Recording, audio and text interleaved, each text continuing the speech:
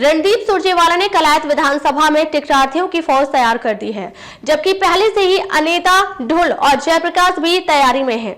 ऐसे में चुनाव के वक्त टिकट ना मिलने पर यदि बगावत के सुर अन्य टिकटार्थियों ने अपना लिए तो फिर कांग्रेस के लिए राह मुश्किल होगी। रिपोर्ट देखने से पहले कमेंट करके राय भी रख दें और चैनल को फटाफट लाइक, शेयर, फॉलो और सब्सक्राइब भी कर दें। नमस्कार, मैं हूं अंजना और आप देख रहे हैं द विश्व प्रेम न्यूज और हरियाणा न्यूज फ्लैश। आइए शुरुआत करते हैं इस वक्त की बड़ी खबर से।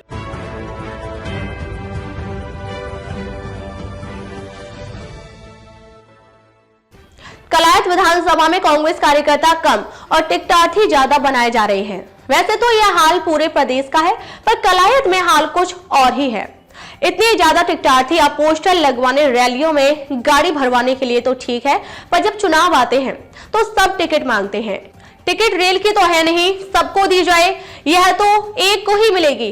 जब एक को मिलेगी तो जाहिर सी बात है वो नाराज होंगे। जब वो नाराज होंगे तो बगावत करेंगे, तो विधानसभा पर पार्टी के लिए मुश्किल खड़ी होगी, जैसी मुश्किल राजस्थान और मध्य प्रदेश में आई है।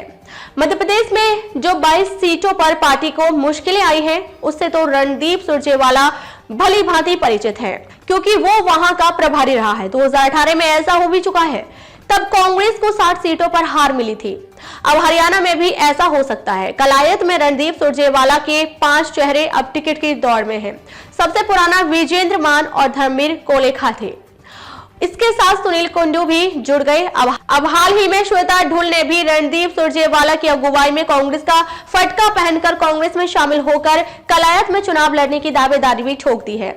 रणदीप का एक सिपाही और टिकट की दौड़ में है, जो स्कूटी पर ही प्रचार कर रहा है। उसका नाम है लाखा मांडी।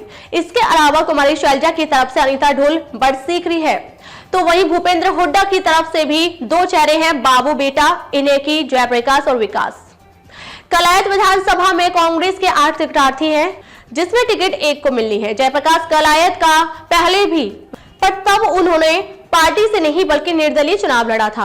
अब फिर वो कांग्रेस से टिकट मांग रहा है, अपने बेटे की राजनीति में एंट्री करवाना चाहता है। तो वहीं दूसरी तरफ कुमारी शैलजा की तरफ से लगी अनीता ढुल बड़सीकरी पिछले 10-12 साल से निरंतर कांग्रेस पार्टी के लिए लगी हुई है।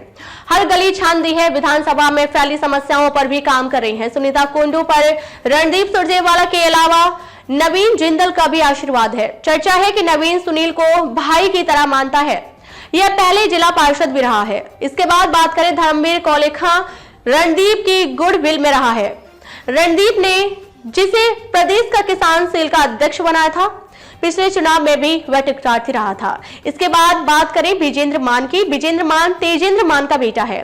तेजेंद्र मान 1991 में तेजेंद्र पाल मान हल्कापाई से विधायक बने। वह तत्कालीन मुख्यमंत्री भजन लाल की सरकार में राज्य मंत्री रहे। 2005 में कांग्रेस से टिकट नहीं मिलने के बावजूद निर्दलीय पाई हल्का से चुनाव जीतकर विधायक बने और मुख्यमंत्री भूपेंद्र सिंह हुड्डा की सरकार का बाहर से समर्थन किया था। अब हाल फिलहाल शामिल हुई श्वेता ढुल बेरोजगारी पर आवाज उठाती है। श्वेता को लेकर भी चर्चा है कि वो बाहरी विधानसभा से है। उनका टिकट को लेकर क्लेम पुंडरी या फिर उचाना विधानसभा से बनता है, क्योंकि वो पुंडरी की बेटी है और डूबरखा में शादी हो रही है। तो कलायत विधानसभा से टिकट मांगना समझ से परे है, या फिर गोत्र ढुल के कारण विधानसभा चुनी है। ऐसे में अब देखना दिलचस्प रहेगा कि रणदीप सुरजेवाला के लिए टिकटार्थियों की फौज तैयार करना कलायत विधानसभा में कांग्रेस के लिए जीतना या फिर सीट गंवाना साबित रहेगा। आप भी इस मामले में कमेंट बॉक्स में अपनी राय जरूर रखें कि कलायत विधानसभा में कौन है मजबूत उम्मीदवार। देश और प्रदेश की खबरों के लिए देखते रहिए द विश्व प्रेम न्यूज और हरियाणा न्यूज फ्लैश। अब तक के लिए बस इतना ही, फिर मिलते हैं एक ऐसी ही बड़ी खबर के साथ। तब तक के लिए नमस्कार और देखते रहिए द विश्व प्रेम न्यूज और हरियाणा न्यूज फ्लैश।